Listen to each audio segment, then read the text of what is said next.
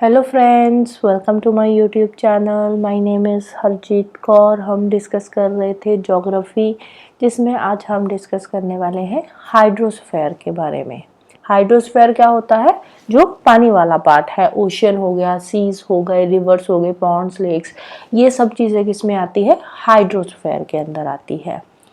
और अगर हम अर्थ की बात करें तो अर्थ में वाटर कंपोनेंट कितना है? 70%। अर्थ का जो 70% पार्ट है वो कितना है? वो है पानी का, राइट। वाटर कंपोनेंट है उसमें, जिसमें ओशियन आ गए, seas, lakes, ponds, rivers, streams, canyons वगैरह ये सारे आ जाते हैं। अब हम इनकी कंपोजिशन की बात करते हैं कि ओशियन कितने परसेंट है, ग्लेशियर्स, ग्राउंड वाटर, ये सब इनकी परसेंटेज वाइज बात करते हैं। ओशियन की बात करें तो ओशियन ने सबसे ज्यादा पार्ट कवर कर रखा है हमारी अर्थ का। कितना है? That is 97.6%। Ice caps, glaciers की बात करें तो ग्लेशियर्स ने कवर किया हुआ है 2.05%। ग्राउंड वाटर है हमारे पास 0.68%, सॉइल मॉइस्चर में 0.001% एंड सो ऑन।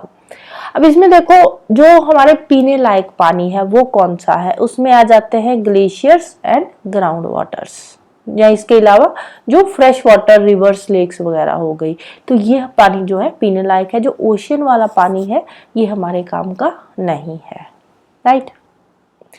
नेक्स्ट हम ओशियंस की बात करते हैं। मेजर ओशियंस कितने हैं? अब देखो, वैसे आप कहीं पे भी सर्च करके देखोगे तो जो मेजर ओशियन आते हैं वो आते हैं 5 मेजर ओशियंस है, लेकिन यहाँ पे 4 की ही बात करी हुई है, राइट। तो 5वां जो है उसके बारे में भी मैं आपको यहाँ पे बता दूंगी।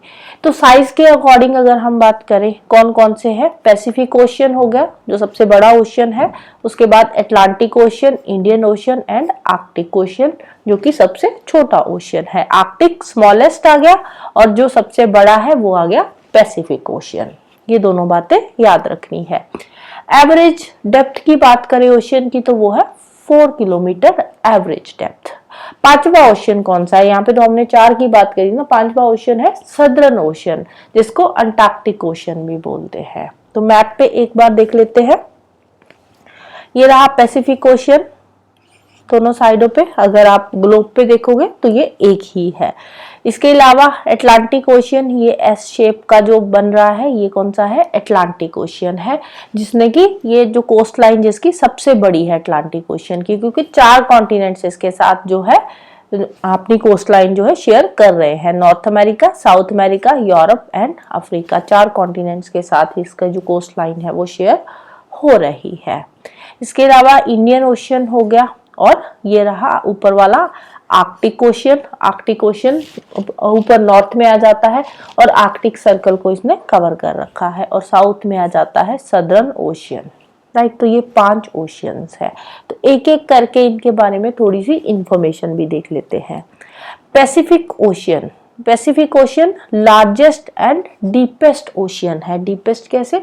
क्योंकि जो डीपेस्ट पॉइंट है ना वो पैसिफिक ओशियन के अंदर ही है, इसलिए इसको डीपेस्ट ओशियन भी बोला जाता है। अब पैसिफिक ओशियन के अंदर जो मोस्टली आइलैंड्स है वो वोल्केनिक ओरिजिन के हैं या फिर कोरल ओरिजिन के आइलैंड्स है। डीपेस्ट पॉइंट कौन सा है पैसिफिक ओशियन के अंदर? जो डीपेस्ट पॉइंट है that is Mariana trench. Deepest point कौन सा है? Mariana trench. इसकी डेप्थ कितनी है? इसकी डेप्थ है 11,000 मीटर, अप्रोक्सीमेटली 11,000 मीटर, और यू कैन से 11 किलोमीटर इसकी जो है अप्रोक्सीमेट डेप्थ है मरियाना ट्रेंच की। वैसे भी इंपॉर्टेंट इंफॉर्मेशन है, अर्थ का जो डीपेस्ट पॉइंट है वो मरियाना ट्रेंच ही है। नेक्स्ट आता है अटलांटिक ओशियन। अटलांटिक ओशियन की लॉन्गेस्ट कोस्ट लाइन है और ये बिजिएस्ट ओशियन है in terms of trade and commerce, क्योंकि जो मेजर इंडस्ट्रियल रीजन है, बड़े बड़े जो इंडस्ट्रियल रीजन है वो अटलांटिक ओशियन के साथ ही पड़ते हैं, जैसे कि वेस्टर्न यूरोप वाला पार्ट हो गया और नॉर्थ ईस्टर्न यूएसए का पार्ट हो गया। तो मेजरली जो सी रूट्स है उनको ये कनेक्ट कर रहा है, तो इसीलिए ये बिजिएस्ट ओशियन भी बन जाता है in terms of trade and commerce. अब इसकी जो विड्थ है, अटलांटिक ओशन की जो विड्थ है वो अभी भी बढ़ रही है। क्यों? क्योंकि जो प्लेट्स है, प्लेट्स की मूवमेंट की वजह से। और इसका डीपेस्ट पॉइंट कौन सा है अटलांटिक ओशन का? इसका डीपेस्ट पॉइंट है प्यूर्टो रिको। प्यूर्टो रिको इसका डीपेस्ट पॉइंट है। नेक्स्ट आता है इंडियन ओशन। इंडियन ओशन एक ऐसा ओशन है जिसका नाम किसी कंट्री के नाम से पड़ा है। Only ocean named after a country. Again important information है। अब ये वाला जो इंडियन ओशन है ये अटलांटिक ओशन से डीपर है। अटलांटिक ओशन से इसकी डेप्थ जो है वो ज्यादा है। और यहाँ पे अगर हम आइलैंड्स की बात करें तो यहाँ पे कॉन्टिनेंटल आइलैंड्स ज्यादा है और वोल्केनिक आइलैंड्स यहाँ पे कम है इंडियन ओशन के अंदर। और इंडियन ओशन का जो डीपेस्ट पॉइंट है वो कौन सा है? वो है सुंडा ट्रेंच, जिसको जावा ट्रेंच के नाम से भी जाना जाता है। राइट। और लास्ट में आता है आर्कटिक ओशन। आर्कटिक ओशन जो है ये स्मॉलेस्ट ओशन है। अगेन इंपॉर्टेंट है, smallest and largest ocean. Largest Pacific था, स्मॉलेस्ट आर्कटिक ओशन हो गया। और ये लाई करता है with in the Arctic circle. और जो नॉर्थ पोल है, नॉर्थ पोल इसके आर्कटिक ओशन के मिडल में ही आता है। और इसका जो आर्कटिक ओशन है बिल्कुल नॉर्थ पोल पे आ जाता है, तो इसका जो मेजर पार्ट है वो फ्रोजन ही रहता है। तो इसलिए इसकी जो सैलिनिटी है वो भी कम है। और बाकी ओशंस के कंपैरेटिवली ये शैलोएस्ट ओशन है, बहुत ज्यादा डीप नहीं है, शैलो ओशन है। और इसका जो डीपेस्ट पॉइंट है दैट इज नैन्सी ट्रेंच। ये इसका डीपेस्ट पॉइंट है। नेक्स्ट हम बात करते हैं ओशियन के रिलीफ फीचर्स की। रिलीफ फीचर्स में सबसे पहले आती है कॉन्टिनेंटल शेल्फ। जैसे ओशियन की शुरुआत होती है तो वहां पे सबसे पहले आती है कॉन्टिनेंटल शेल्फ वाला पार्ट। ये लैंड हो गया, लैंड के बाद यहाँ पे ओशियन की ये शुरुआत हो रही है, इस पार्ट को क्या बोलते हैं? Continental shelf. शेल्फ के बाद आती है स्लोप, ये कॉन्टिनेंटल स्लोप वाला पार्ट हो गया। और इन दोनों के बीच में जो आता है that is called shelf break. उसके बाद ये अबिसल प्लेन्स या डीप सी प्लेन्स भी बोल देते हैं, जिसमें ये ट्रेंचेस वगैरह आ जाती है। कॉन्टिनेंटल राइज, सी माउंट्स, रिजेस वगैरह ये सब चीजें इसके अंदर आ जाती है। तो एक एक करके अब हम रिलीफ फीचर्स की बात करेंगे। सबसे पहले हम बात करते हैं कॉन्टिनेंटल शेल्फ की। अब जो कॉन्टिनेंटल शेल्फ है that is the shallow submerged extension of the continent. एक तरह से ये कॉन्टिनेंट ही है जो कि एक शैलो सबमर्ज्ड पार्ट है ओशियन का, ओशियन के नीचे जो दबा हुआ पार्ट है। अब इसकी डेप्थ कितनी है? जो कॉन्टिनेंटल शेल्फ है इसकी डेप्थ बहुत ज्यादा नहीं होती, डेप्थ इसकी कम ही है। 100 फेथम है, 1 फेथम 18 मीटर के इक्वल होता है। तो इसकी डेप्थ कितनी है? 100 फेथम्स इसकी डेप्थ है। एवरेज विड्थ की बात करें कॉन्टिनेंटल शेल्फ की, वैसे तो जो कॉन्टिनेंटल शेल्फ है ये वेरी करती है ओशियन टू ओशियन, लेकिन अगर हम एवरेज विड्थ की बात करें तो एवरेज विड्थ इसकी है 70 किलोमीटर और एवरेज स्लोप है अबाउट 1 डिग्री की। अब जो कॉन्टिनेंटल शेल्फ है इसने कितना पार्ट कवर कर रखा है ओशियंस का? तो ऑन एन एवरेज अगर हम बात करें तो कॉन्टिनेंटल शेल्फ ने ओशियन का जो टोटल एरिया है उसका 8.6% पार्ट जो है वो कवर कर रखा है।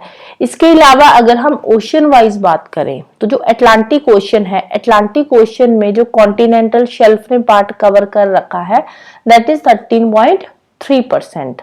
पैसिफिक ओशियन में कॉन्टिनेंटल शेल्फ है 5.7% और इंडियन ओशियन में है 4.2%। अब किसी जगह पे क्या होता है, ओशियन के साथ माउंटेन्स आ जाती है। जो कोस्ट होती है ना ओशियन की, कोस्ट के साथ माउंटेन आ जाती है। जहां पे माउंटेन होती है वहां पे जो कॉन्टिनेंटल शेल्फ है वो नैरो रहती है, वहां पे इतनी बड़ी कॉन्टिनेंटल शेल्फ नहीं होती। वहां पे कॉन्टिनेंटल शेल्फ का जो साइज है वो भी कम हो जाता है, नैरो कॉन्टिनेंटल शेल्फ वहां पे देखने को मिलती है।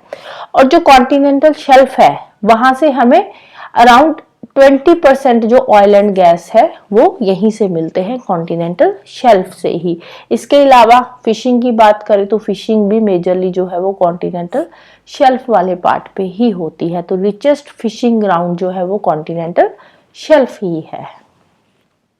इसके बाद आती है स्लोप। ये शेल्फ वाला पार्ट हमने ये कवर कर लिया, इसके बाद ये स्लोप वाला पार्ट आ गया। और इन दोनों के बीच की जो बाउंड्री है शेल्फ एंड स्लोप की, that is called shelf break. इसको क्या बोलते हैं, ये वाला पार्ट जो बाउंड्री है उसको बोलते हैं शेल्फ ब्रेक। अब शेल्फ खत्म हुई, शेल्फ के बाद जो सीवर्ड एक्सटेंशन है ओशियन की, that is called continental slope. Continental slope की जो डेप्थ है वो 200 से लेकर 2000 मीटर तक होती है, और इसकी जो स्लोप है कॉन्टिनेंटल स्लोप की जो स्लोप है वो कितने डिग्री की है, वो है 2 to 5 डिग्री के बीच में। और बाद में आ जाता है कॉन्टिनेंटल राइज, जहां पे शेल्फ खत्म हुई वहां से कॉन्टिनेंटल राइज वाला पार्ट ये शुरू हो गया। यहाँ पे स्लोप खत्म हुई, ये कॉन्टिनेंटल राइज वाला पार्ट आ गया। तो इसकी भी स्लोप ज्यादा नहीं होती राइज की, 0.5 to 1 डिग्री के बीच में ही इसकी स्लोप रहती है। तो ये क्या है, यहाँ पे स्लोप खत्म हुई, वहां पे कॉन्टिनेंटल राइज वाला एरिया शुरू हो जाता है। अब ये कॉन्टिनेंटल राइज बनता कैसे है, ये बनता है स्लोप से जो पानी है वहां से जो डेब्री वगैरह आता है वो यहाँ पे राइज वाले पार्ट पे इकट्ठा हो जाता है, और ये डेब्री इकट्ठा होके बनाता है कॉन्टिनेंटल राइज। और मेजरली जो ऑयल डिपॉजिट्स है वो कॉन्टिनेंटल राइज वाले पार्ट पे ही मिलते हैं। इसके बाद आ जाते हैं अबिसल प्लेन्स और डीप सी प्लेन्स। अब ये क्या है डीप सी प्लेन्स, ये under water vast and flat plains है ओशियनिक फ्लोर के अंदर, जहां पे अब देखो पहले तो यही कॉन्टिनेंटल शेल्फ आ गई, स्लोप आ गई, राइज आ गया। अब यहां से शुरुआत होती है डीप सी प्लेन्स की, जिसके अंदर अलग अलग रिलीफ फीचर्स आते हैं डीप सी प्लेन्स के अंदर भी। और इसकी जो एवरेज डेप्थ है वो रहती है 3000 to 6000 metre deep sea plains की। और ओशियन का टोटल जो 40% एरिया है वो ये डीप सी प्लेन्स ही कवर करते हैं। डीप सी प्लेन्स का जो 40% ओशियन का पार्ट है वो डीप सी प्लेन्स के अंदर ही आ जाता है। इसमें रिजेस आ जाती है, रिजेस जो ऊपर उठा हुआ पार्ट है। अब देखो जो डीप सी प्लेन्स है उसमें भी अलग अलग फीचर्स होते हैं ना, कई जगह पे रिजेस बन रही है, कई जगह पे ट्रेंचेस बन रही है, तो सबमरीन माउंटेन्स जो बन रही है, ये जो रिजेस या माउंटेन्स आप बोल रहे हो ये डीप सी प्लेन्स का ही पार्ट है। इसके अलावा जो डीप ट्रेंचेस या कैनियंस वगैरह है वो भी डीप सी प्लेन्स के अंदर ही आते हैं, इसी का ही पार्ट है, राइट। ट्रेंचेस की बात करें, डीप्स या ट्रेंचेस जो खड्डे होते हैं ओशियन फ्लोर पे, जो खड्डे होते हैं उनको बोल देते हैं ट्रेंचेस। तो trenches are narrow and steep side depressions, narrow and steep side depressions इस तरह से होता है। ये जो प्लेन है इसके बीच में ये नैरो और एक ट्रेंच सी बन जाती है, तो जिसको बोलते हैं ट्रेंचेस और डीप्स। अब ट्रेंचेस बनती कैसे है, ये बनती है प्लेट्स की मूवमेंट की वजह से। जो प्लेट्स हमारी मूव कर रही है तो उनकी मूवमेंट की वजह से ये जो ट्रेंचेस है ये बनती है। और वर्ल्ड की डीपेस्ट ट्रेंच कौन सी है, दैट इज मरियाना ट्रेंच। कौन से ओशियन में है, पैसिफिक ओशियन में है। इसको चैलेंजर डीप भी बोलते हैं मरियाना ट्रेंच को। 11 किलोमीटर ये डीप है, 11 से भी ज्यादा ही पड़ती है इसकी डेप्थ। तो कहाँ पे है ये, north west Pacific ocean Philippines के पास ये पड़ती है मरियाना ट्रेंच। और ओशियन का जो ट्रेंचेस है ये 8.5% एरिया कवर करती हैं, डीप्स एंड ट्रेंचेस। नेक्स्ट आती है ओशियानिक रिजेस। ओशियन के अंदर जो माउंटेन्स वगैरह होती है, रिजेस, ये कैसे बनती है, ये बनती है वोल्केनिक एक्टिविटी से। वोल्केनोज इरप्ट होते हैं जिसकी वजह से ओशियानिक रिजेस की जो है फॉर्मेशन होती है। अब ये जो ओशियानिक रिजेस होती है ये बहुत लंबी होती है, थाउजेंड्स ऑफ किलोमीटर्स ये लॉन्ग होती है और हंड्रेड्स ऑफ किलोमीटर ये वाइड होती है। जो ओशियानिक रिजेस होती है थाउजेंड्स ऑफ किलोमीटर लॉन्ग है और हंड्रेड्स ऑफ किलोमीटर ये वाइड माउंटेन रेंजेस है। कहाँ पे, ओशियन के फ्लोर पे। अब कई जगह पे क्या होता है, ये जो ओशियानिक रिजेस होती है ना, ये इनकी समिट बहुत ऊपर तक जाती है, ओशियन का जो पानी है उसके भी बाहर आ जाती है। तो जब ये ओशियानिक रिजेस, जैसे ये ओशियन है, यहाँ तक ये ओशियन का पानी है, तो ओशियानिक रिजेस क्या होती है, कई बार ऊपर तक उठी हुई इस तरह से होती है। तो जो ये पार्ट इसका बाहर वाला होता है इसको बोलते हैं आइलैंड्स। जब ओशियानिक रिज जो है वो पानी से बाहर आ जाती है तो उसको बोलते हैं आइलैंड्स, जैसे कि Azores islands of Iceland. Next आती है sea mounts and guyots. Sea mounts, ocean में जो माउंटेन्स है उसको बोलते हैं सी माउंट्स। अब जो रिज है, रिज की हाइट अगर 100 मीटर से ज्यादा है ओशियन फ्लोर से तो उसको बोलते हैं सी माउंट्स। यूजुअली ये जो सी माउंट्स होती है इनका जो टॉप होता है वो फ्लैट होता है, राइट। ये जो सी माउंट्स है इनमें क्या डिफरेंस है सी माउंट्स में और रिजेस में? जो सी माउंट्स है ये फ्लैट टॉप्ड होती है। अब ये जो बनती है सी माउंट्स या जिनको ग्योट्स भी बोलते हैं, ये बनते हैं बाय द वोल्केनिक एक्टिविटी।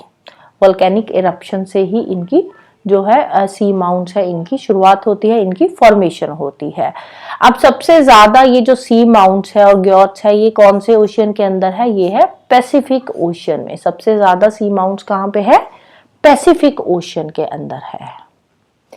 और लास्ट में आती है सबमेरीन कैनियंस। सबमेरीन कैनियंस क्या होती है? Deep valleys. वैसे कैनियन की बात करें, कैनियंस क्या होती है? जो डीप वैलीज होती है। तो सबमेरीन कैनियंस कौन सी होगी? जो ओशियन फ्लोर पे डीप गॉर्जेस वगैरह बन रहे हैं, डीप वैलीज जो बन रही है ओशियन फ्लोर पे, उसको बोलते हैं सबमेरीन कैनियंस। और ये जो ज्यादातर सबमरीन कैनियंस है ये कौन से एरिया में पाई जाती है ओशियन के? ये होती है continental shelf, slope and rise वाले एरिया पे, राइट। और मेजरली जो सबमरीन कैनियंस है ये होती है जहां पे रिवर का माउथ होता है, रिवर माउथ पे ये होती है सबमरीन कैनियंस, जैसे कि हडसन कैनियन हो गई, right. So that's all for today. Hope you like this video. Thank you. Bye bye and have a nice day.